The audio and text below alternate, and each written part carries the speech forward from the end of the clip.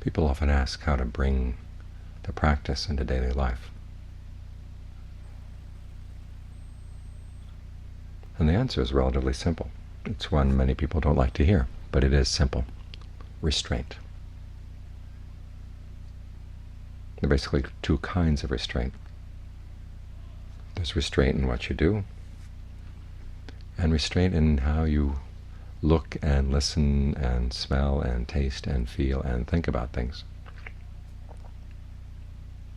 In other words, restraint in what comes in and restraint in what goes out.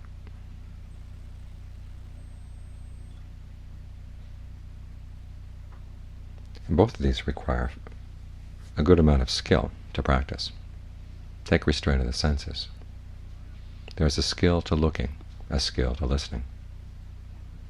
You want to look at things in such a way that you're not exciting greed, anger, delusion. And you want to listen to things so that you don't excite greed, anger, and delusion, and on down through the senses.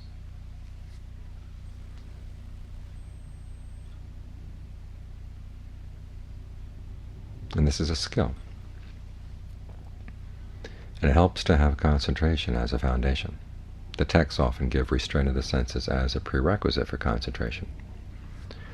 But as is so often the case in the Buddha's teachings, the two qualities actually help each other along.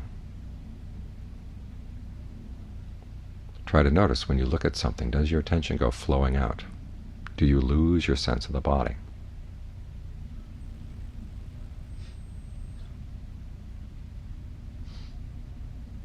If you do, that's a sign that your looking isn't all that skillful. You want to be able to stay in the body as you look, as you listen. Maintain your sense of the breath, maintain your sense of the breath energy throughout the body.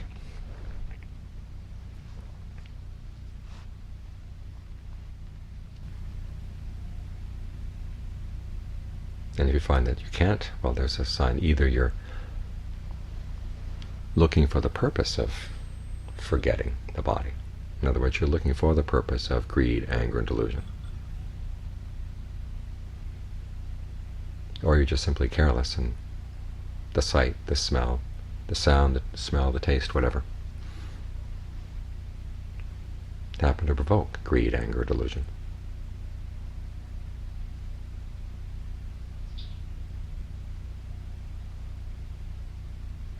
And for most people, that's how they look and listen and smell and taste and feel and think about things. They forget their center. They lose their center and suddenly find themselves centered outside. And for most of us, this is how we get our pleasures in life, by grabbing on to a sight or a sound and then trying to elaborate on it, either in ways that make it more attractive and make it seem more meaningful than it actually is. Or if the mind is a mood for a little bit of anger, you focus on the things that would provoke the anger, and then you can elaborate on it, proliferate as much as you like.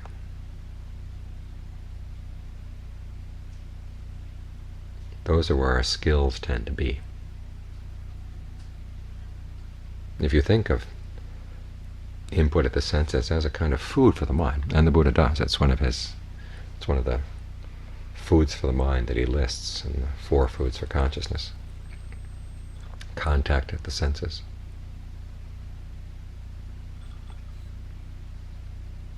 And then there are your intentions at the senses, exactly why you're looking at these things, listening to these things to begin with. You have to ask yourself, are you preparing good food for the mind, or junk food, or poisonous food?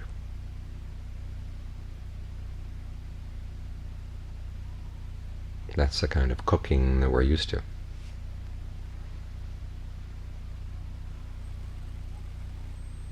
So what you've got to do is learn how to cook for the mind in a new way. This is why we focus on the breath and try to get the mind centered inside. Because you're actually changing the level of the mind when it's inside the body. It's on the level of form all of a sudden, which is a higher level than the level of the senses.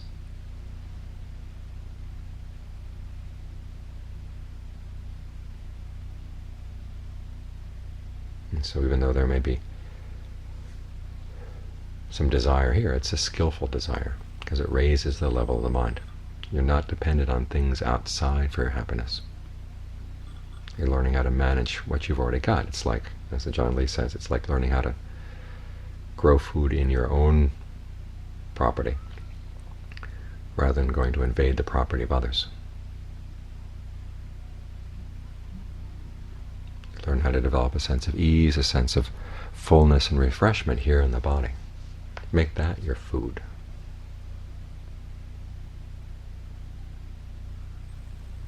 And then try to preserve that, protect that level of the mind. That's the skill in how you look at things and listen to things, maintaining the sense of the center in the body, a sense of ease and refreshment and fullness, no matter what happens outside. That puts the mind in a much better position. In this case, restraint of the senses doesn't mean you're depriving the mind. It's simply you're learning how to fix better food for the mind, nourish it in a healthier way, a way that's totally blameless.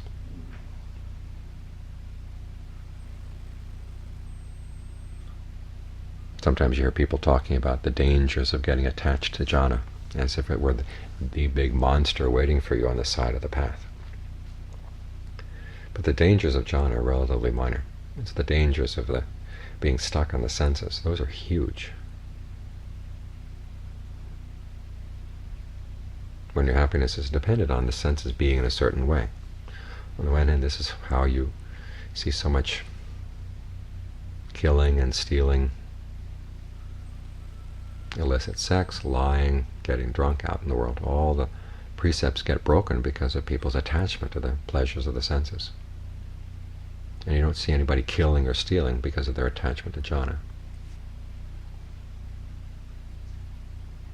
So even though this is an attachment, it's a better one. And when your happiness is not dependent on things outside being a certain way, people outside have less power over you. We see this so much these days. All they have to do is wave the red flag. There's danger out there. There are terrorists out there. They can harm us. We've got to do all kinds of evil things to stop them. Well, if the only nourishment you have for the mind is things outside like that, you're going to be swayed by those arguments. But when you can step back and say, no, I've got a source of pleasure, a source of happiness inside that people outside can't touch,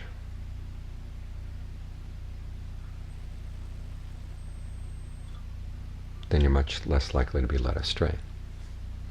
So it's for the protection of the mind that you want to be able to find your nourishment inside.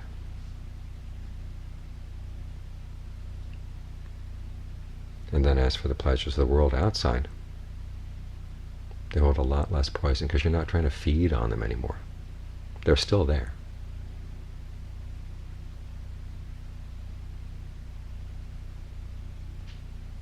But you can learn how to use them more skillfully. Again, you'll learn how to look more skillfully and listen more skillfully. There will be times in the meditation when things aren't going as well as you'd like. And it's helpful to go out and look at the beauty of nature around you.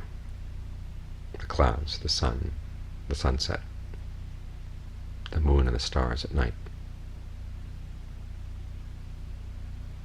The passages in the canon where Mahakassapa, who was probably one of the strictest and sternest of the Buddhist disciples,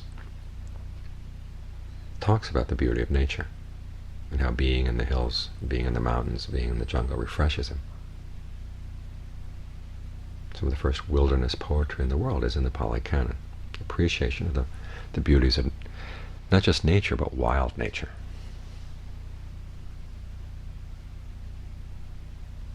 That's part of the skill in learning how to gladden the mind. So what it comes down to is, as the Buddha said, even something as simple as looking or listening can be developed as a skill. You look and listen and yet try to maintain your sense of being centered inside. This is one of the best measurements for how much greed, anger, and delusion is lurking in the mind and pushing the mind around. If you catch the mind flowing out to a particular object, there you are. So many of us in the West deny that we have any defilements in the mind. People don't like the word defilement. They deny that there's anything defiled in the mind, and yet when the mind is clouded like this, that's precisely what the Buddha means. Your sense of awareness gets narrowed. It goes flowing out. This is, according to John Lee, these are the effluents that the Buddha is talking about.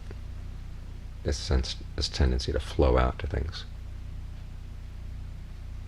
So that's unskillful looking, unskillful listening. If you're skillful, you can stay inside. And when you catch the flow, okay, you've learned an important lesson, that there is still greed, anger, delusion in the mind. If you want to look for it, here it is. And it's only when you see it that you can actually do something about it. You can begin to sense the danger of falling for those currents.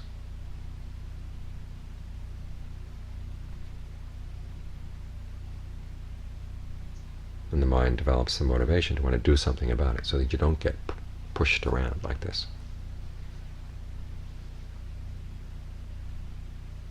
Again, think of being inside the form of the body as a higher level of food for the mind, a higher level of happiness.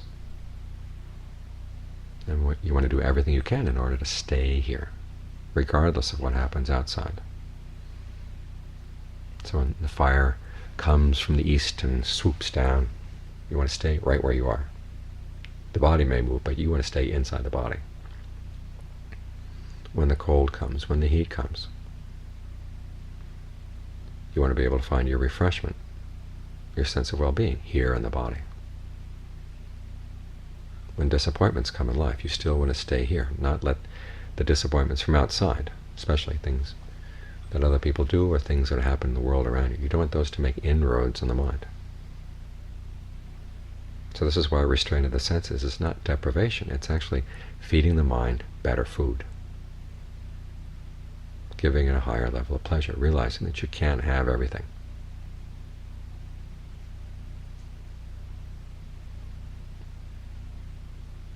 If you go for the more dangerous food, okay, you miss out on the better food. You've got to make the choice. So in that sense, it's a deprivation, but it's actually, it's a trade.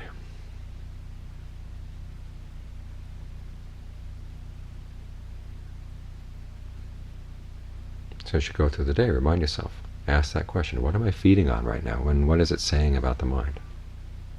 What am I learning about the mind by watching the way I feed?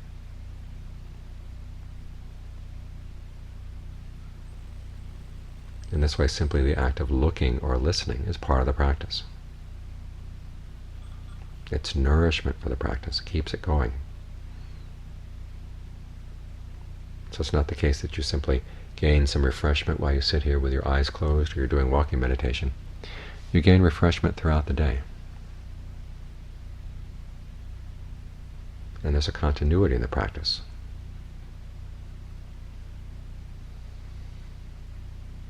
You try to maintain this sense of center inside, and if you're able to do that throughout the day, when you sit down and close your eyes, you're right here. You don't have to spend the whole hour just pulling the mind in and pulling the mind in, because it's already here. You're already developing the wisdom and discernment that protect the mind, keep it here. So it's not like you have to cook them up fresh every time you sit down and meditate. So think of everything you do throughout the day as being a skill, and learn to exercise restraint. Sometimes it means if there are certain things that you don't know how to deal with yet, okay, you don't look at them, you don't listen to them.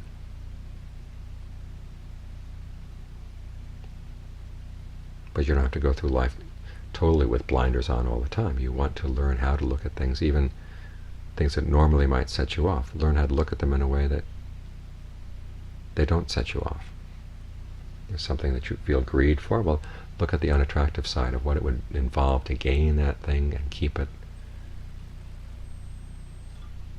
There's lust, okay, think of the unattractive side of the body, your own and every body around you. In other words, as John Lee would say, look at things with both eyes. And furthermore, stay centered right here while you're doing your looking. So you can check and see if, as you're looking and listening, are you really staying separate from the defilement, or are you sneaking in with it? Are you flowing along with it? This is why restraint is a really good check on the mind. Not only to stop it, but also to check on what's actually going on. And if the defilements seem really quiet while you're sitting here meditating, well, here's your chance to test them. Do they flow out during the rest of the day?